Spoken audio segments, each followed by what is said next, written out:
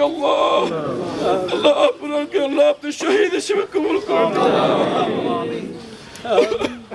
আল্লাহ। আমরা যারা উত্তরসূরি আছি আল্লাহ, উনি যে আজীবন যে দিনের পথে সময় কাটিয়ে গিয়েছিল আল্লাহ, এই দিনের উপর আমার জীবন আমাদেরকে টিকে থাকার জন্য তৌফিক দান করুন। উনি চাইলেই অনেক বিলাসবহুল জীবন যাপন করতে পারতেন আল্লাহ, উনি চাইলেই অনেক আরাম আয়েশের জীবন যাপন করতে পারতেন আল্লাহ, কিন্তু উনি বেছে নিয়েছেন সংগ্রামের জীবন। উনি বেছে নিয়েছেন এমন জীবন যে জীবন যাপনে করতে হলে বিপদ আসে আল্লাহ। ইসলামের প্রতিষ্ঠা করার জন্য উনি ওনার পথ বেছে নিয়েছিলেন আল্লাহ। এই জমিনে আল্লাহর দিন প্রতিষ্ঠা করার পথ উনি বেছে নিয়েছিলেন। এই জন্য ইসলামের শত্রু ওনাকে ওনার উপর ঝাঁপিয়ে পড়েছেন আল্লাহ, ওনাকে হত্যা করেছেন আল্লাহ। আল্লাহ উনি জেনে শুনে এমন পথ বেছে নিয়েছেন যেখানে নিশ্চিত মৃত্যু ছিল, এবং হাসি মুখে ফাঁসির দড়িতে বেছে নিয়েছেন, হাসি মুখে ফাঁসির দিকে এগিয়ে গিয়েছেন আল্লাহ।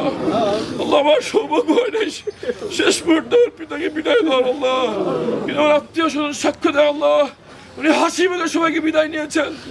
উনি জানেন যে জীবন উনি অতিবাহিত করেছেন আল্লাহ সন্তুষ্টির জন্য জীবন অতিবাহিত করেছেন।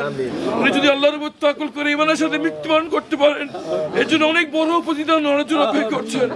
হাসি মুখে উনি ফাঁসির দড়ি বেছে নিয়েছেন আল্লাহ।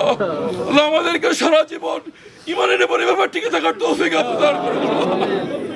কোন বিপদ আপদ, কোন হুমকি ধামকির মুখে যেন আমরা কোনদিন পিছপা না হই আল্লাহ।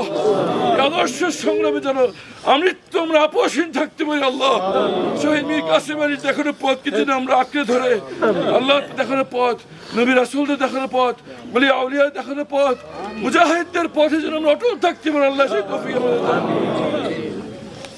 আমার পিতা সারা জীবন কাজ করতে যেসব বিপদ যে ভুল ভ্রান্তি হয়েছে আল্লাহ ক্ষমা করে দিন আল্লাহ। ওনার রেখে যাওয়া যে প্রতিষ্ঠানগুলো রেখেছে আল্লাহ, আমরা কি ওটা উত্তরাধিকার হয়নি, আমাদের এই প্রতি কোনো আকাঙ্ক্ষাও নেই আল্লাহ। এই প্রতিষ্ঠানগুলোকে আল্লাহ আপনার সৎকে জারিয়া হিসেবে কবুল করেন। এই সকল সওয়াবের আমলনামা লিখে দিন আল্লাহ, যে কয়দিন পর্যন্ত এই প্রতিষ্ঠানগুলো জারি থাকবে